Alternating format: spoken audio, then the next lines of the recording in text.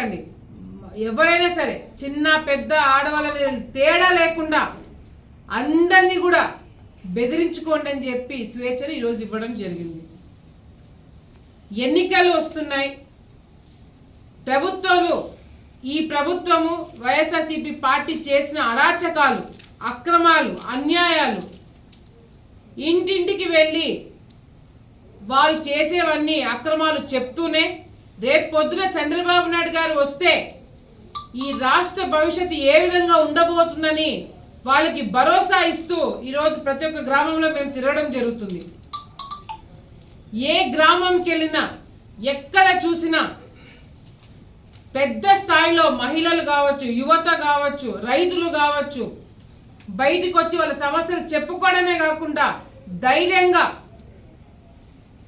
MLA కుటుంబము మమ్మల్ని చందాలు అడిగినారు, రైతులు నీళ్ళు అడిగితే చందాలు వేసుకొని డబ్బులు ఇవ్వండి అని చెప్పి అన్నారని చెప్పి ధైర్యంగా వచ్చి ఈరోజు చెప్తున్నారు. అది ఓడ్చుకోలేకపోతున్నారు, అది తట్టుకోలేకపోతున్నారు. నిన్నటికి నిన్న భాగ్యనగరం గ్రామంకి నేను ప్రచారానికి వెళ్ళడానికి బయలుదేరినప్పుడు నన్ను మధ్యలోనే ఆపేసి 100 మంది పోలీసులు కోయిలకుంట్ల నుంచి మిగతా దగ్గర నుంచి లేడీ ఎస్ఐలని మహిళా పోలీసులని దింపి బ్యారికేడ్లు పెట్టి ట్రాఫిక్ ఆపేసి దాదాపుగా గంటన్నర సేపు ఒక పెద్ద హడావిడి చేయడం జరిగింది. భాగ్యనగరం చాలా చిన్న గ్రామం, నేను వెళ్ళాలనుకున్న ఊరు చాలా చిన్న గ్రామం. గంటలో ఆ ఊరు మొత్తం ఇంటింటికి అయిపోగొట్టి నేను ఇంటికి కూడా వెళ్ళిపోయేదాన్ని. కేవలము ఎమ్మెల్యే వైఎస్ఆర్సీపీ ఎమ్మెల్యే అని కూడా అనకూడదు. ఎమ్మెల్యే అంటే ఒక హోదా, ఒక మర్యాద, ప్రజలు ఎన్నుకునే ఒక నాయకుడిగా ఎమ్మెల్యేని అంటారు. కానీ వీళ్ళని ఎమ్మెల్యేగా సంబోధించకూడదు. వైఎస్ఆర్సీపీ ఆలగడ్డ రౌడీయిజం చేసే, గూండాయిజం చేసే ఒక నాయకుడు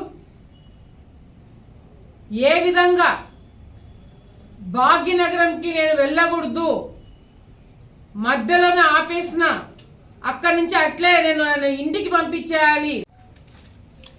ఈ ప్రెస్ మీట్ పెట్టడానికి ముఖ్య ఉద్దేశం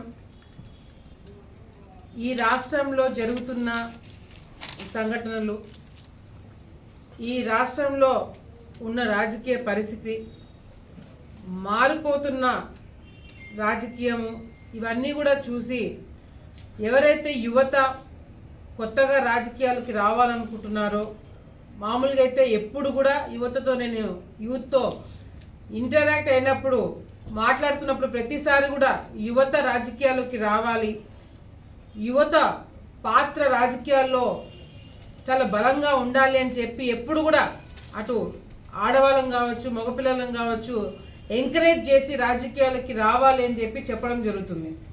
కానీ ఈరోజు మన రాష్ట్రంలో ఉన్న రాజకీయ పరిస్థితి చూస్తుంటే ఇది ఇంకా తీవ్రంగా పెరిగిపోతుందే తప్ప, ఈ కక్ష రాజకీయాలు అనేది తీవ్రంగా పెరుగుతుందే తప్ప ఎక్కడ తగ్గేటట్టుగా కనిపించట్లేదు. కాబట్టి యువతని రాజకీయాల్లోకి దింపడం అవసరమా అనే ఒక ఆలోచన ఈరోజు మా అందరిలో కూడా కలుగుతుంది.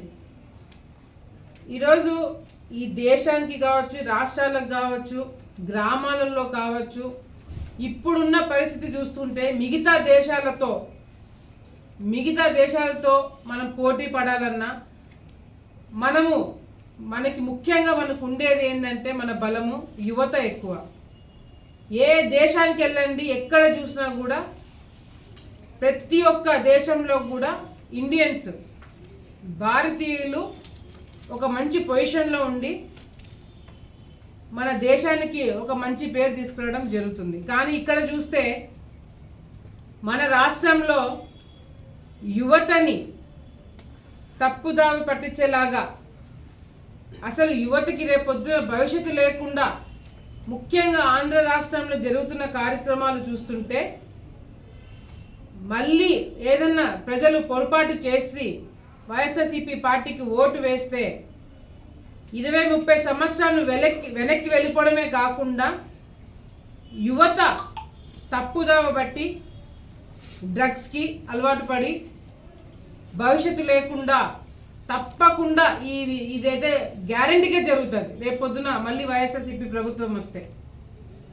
ఈరోజు జగన్మోహన్ రెడ్డి గారు చాలా చక్కగా చేసిన ఒకే ఒక కార్యక్రమం ఏంటి అంటే, ప్రతి ఒక్క నియోజకవర్గంలో ఎమ్మెల్యేలని రౌడీలుగా గూండాలుగా తయారు చేస్తున్నారు.